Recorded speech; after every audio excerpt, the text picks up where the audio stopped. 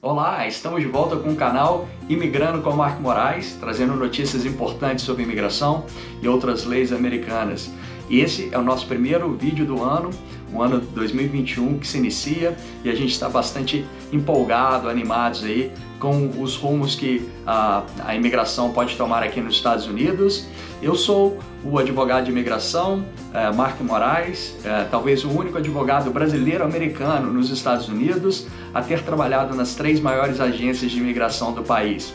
Fui promotor de imigração do ICE, fui também policial federal de fronteira e alfândega no Aeroporto Internacional de Miami, além de ter sido julgador de benefícios migratórios e também julgador de pedidos de asilo político e de refugiados. Então, fiquem ligados que a gente vai trazer um novo vídeo importante aí para vocês. Obrigado! Olá pessoal, então estamos de volta aí com o canal Imigrando com Mark Moraes.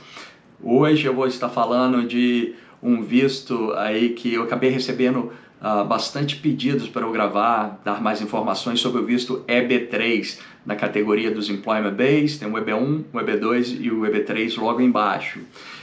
O EB3, se o processo for aprovado, o resultado final é a residência permanente nos Estados Unidos, é o Green Card para você morar, trabalhar normalmente no país. Tá?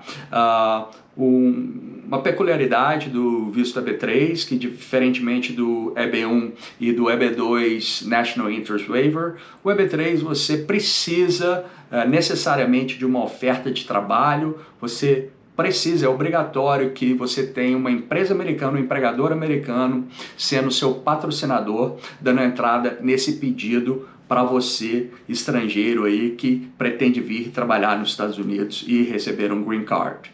Então, aspectos importantes do visto EB3. Ele é subdividido em 3 subcategorias. Categoria dos profissionais, geralmente aquelas posições, a ocupação em si, ela normalmente exige que a pessoa que vai fazer aquela função tenha um nível profissional, no mínimo um bacharelado seria necessário, geralmente se exige que a pessoa tenha no mínimo um bacharelado.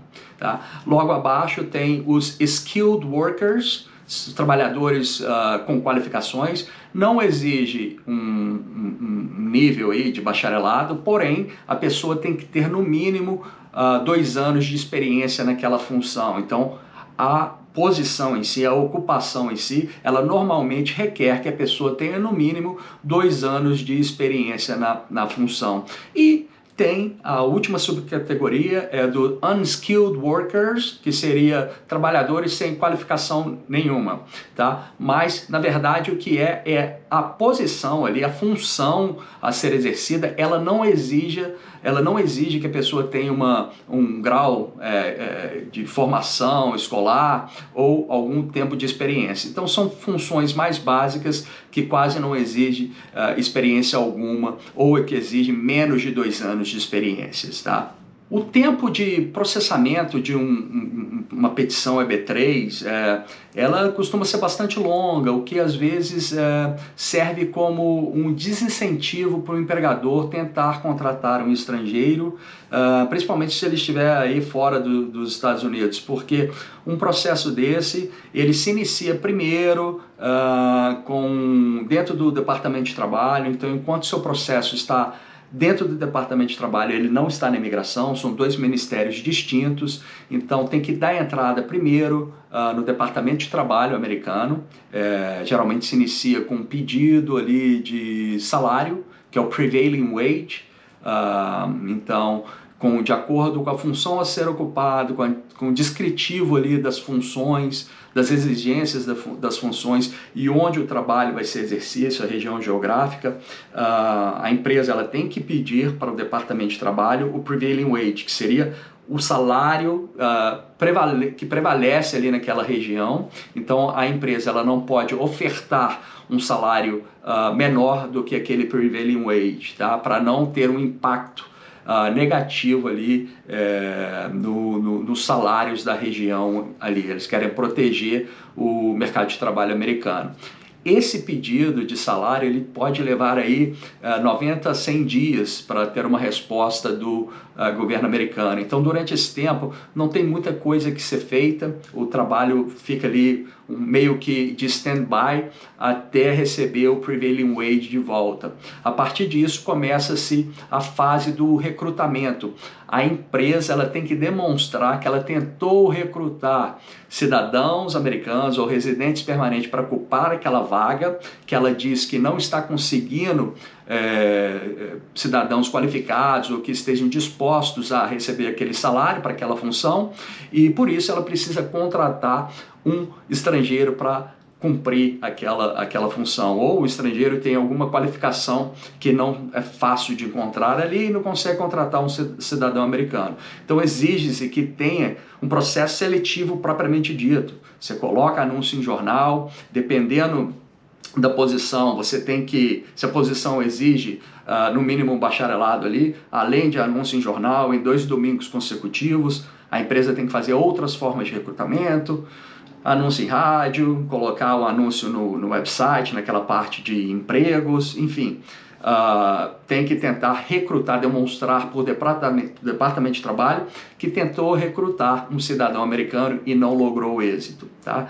Essa parte aí, ela demora geralmente 60 dias, tem que aguardar 60 dias essa fase do recrutamento, antes de poder protocolar o pedido junto ao departamento de trabalho. Então, 3 meses aí de espera para o prevailing wage, para o salário, mais 2 meses de recrutamento, estamos falando aí de 5 meses, tá? Depois que protocolou o pedido ali, junto ao departamento de trabalho, pode levar ainda mais uns 3 meses. Então, em média, uma decisão ali da certificação laboral gira em média 9 meses por aí. Se tiver alguma auditoria do departamento de trabalho, tem algum red flag ali, alguma alerta em que o departamento de trabalho exige mais explicações, mais documentação, isso pode adicionar mais 3 meses. Então, se não tiver auditoria, 8, 9 meses, pode ter uma certificação laboral certificada pelo departamento de trabalho. Se tiver auditoria, isso pode chegar aí a 1 ano, tá? Então, se o processo for bem sucedido, a empresa ela pode ter a certificação laboral dentro de 9 meses por aí. Importantíssimo aqui frisar, salientar, bater bastante nessa tecla que o estrangeiro a ser contratado, ele não pode ter interesse econômico ali na empresa, né? Não pode ser, por exemplo, um sócio da empresa que estaria se contratando, diferentemente do visto O1, que é um visto de não imigrante, onde o beneficiário pode ser dono da empresa, no EB3 não pode, e também no EB3 não pode ter relação de parentesco com ali os donos da empresa. Então, porque o Departamento de Trabalho quer uma contratação de boa fé, a oferta de trabalho é uma bona fide job offer, ou seja, realmente que exige a necessidade, exige aquela posição que precisa ser contratada e não só lança uma posição de conveniência apenas para dar benefício migratório para aquela pessoa, tá? Outra coisa, a empresa tem que pagar todos os custos na parte do departamento de trabalho. O empregador, quem quer contratar o estrangeiro, deve pagar tudo, inclusive os honorários do advogado, tá? Então, o empregado, o estrangeiro, ele não deve pagar nenhum custo aí relacionado à parte de certificação laboral. Não deve pagar dinheiro algum para a empresa, tá? Para ter isso. Então, porque inclusive pode ser considerado fraude, pode ser considerado crime, isso é muito importante. Pois bem, esperou-se aquele tempo ali da parte da certificação laboral, seu processo ainda não está na imigração, está dentro do Departamento de Trabalho. O Departamento de Trabalho viu que estava tudo ok, certificou a certificação laboral, agora a empresa está pronta para entrar com seu pedido, protocolar o pedido do I-140 junto o USCIS. Aí nós estamos falando da imigração, Agência de Imigração e o USCIS, tá? O I-140 do EB3, a vantagem dele é que existe o processamento prêmio para o I-140 do EB3. Então, a empresa ela pode optar em pagar esse processamento prêmio e ter uma resposta em 15 dias úteis. Tá? Isso é legal, isso é importante aí. O caso, o I-140 sendo aprovado ali dentro daqueles 15 dias úteis, agora, se a pessoa estiver dentro dos Estados Unidos, fazendo um processo de ajustamento de status, poderia se dar entrada com um formulário I-140 junto com um pedido de ajustamento de status, né, o I-485. Mas para isso acontecer, tem que observar o boletim de vistos do Departamento de Estado. Uma outra curiosidade, um ponto importante aí, como eu disse, na primeira fase, na primeira etapa ali da certificação laboral junto ao Departamento de Trabalho, o estrangeiro ele não deve pagar nada, a empresa que é responsável por arcar com todos os custos de honorários, de recrutamento, enfim, todos os custos relacionados à certificação laboral. O empregador que quer contratar o funcionário estrangeiro deve arcar com tudo. Porém, a lei não diz nada a respeito da segunda fase, fase do I-140 ali, de honorários advocatícios, até das taxas, né, para o governo. Recomendável que a empresa pague tudo, porque está demonstrando ali a boa fé. Porém, não teria um impacto muito grande, não teria um impacto se o funcionário estrangeiro arcasse com essa segunda fase ali, dos custos da segunda fase. Não teria uma repercussão negativa nesse sentido. Muito importante também que o estrangeiro interessado ali na vaga de EB3, que o processo ele pertence ao empregador. Então, se no decurso ali do processo, se a empresa desistir, não tem nada que você possa fazer, a não ser que já esteja na fase ali de entrada de 140 e o I-485 esteja pendente por no mínimo 180 dias. Aí você poderia fazer a portabilidade para um outro empregador. Mas são casos mais raros, são a minoria. Geralmente, se durante o processo a empresa desiste da contratação, você vai ter que buscar um novo empregador e recomeçar tudo de novo.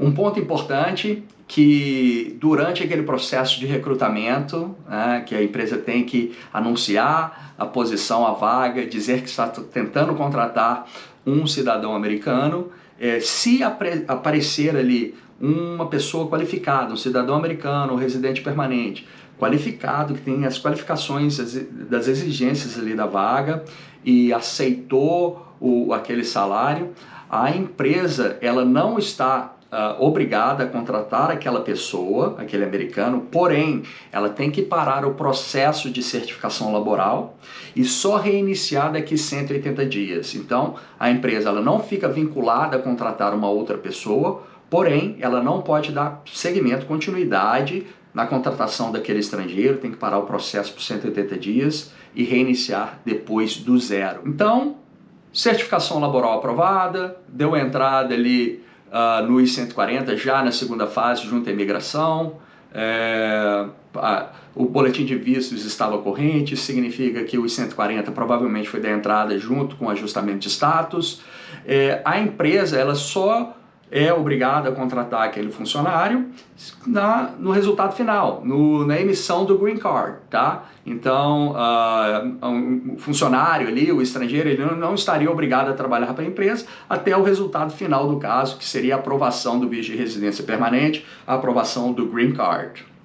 E uma pergunta muito comum que tem, principalmente dos beneficiários que receberam ali o visto de residência permanente através do EB3, quanto tempo eu tenho que ficar vinculado a essa empresa? A empresa fez todo o processo para mim, mas agora eu estou começando a receber propostas de outros lugares e eu gostaria de sair.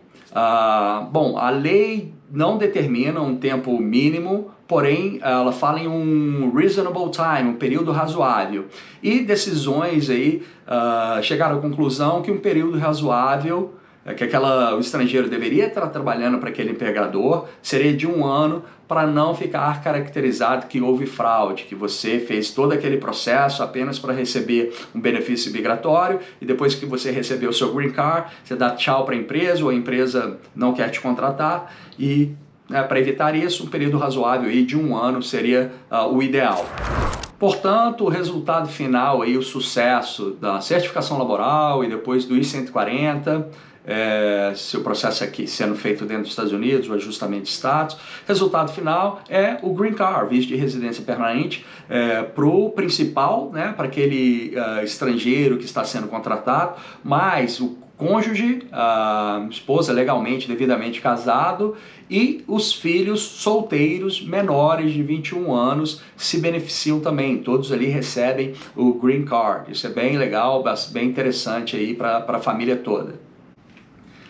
Então, chegamos ao fim desse vídeo, o primeiro vídeo aí de 2021. Tratei do assunto do visto EB3, que precisa de uma oferta de trabalho e que o resultado final disso é o Green Card. É um visto interessante aí para quem tem oferta de trabalho poder receber residência permanente nos Estados Unidos. Tá? Espero que tenham gostado. Por favor, não se esqueçam, inscrevam-se no meu canal Imigrando com Mark Moraes. Curtam, comentem, coloca aquele alerta que toda vez que tiver um vídeo novo você vai ficar sabendo e vai ser um dos primeiros a poder assistir aí e poder se informar melhor. Compartilhe também o vídeo com seus amigos, com familiares, para que o canal ganhe mais força, cresça e eu poder estar aí sempre trazendo informações em primeira mão para vocês, tá bom? Muito obrigado e até a próxima. Um feliz 2021 para todos!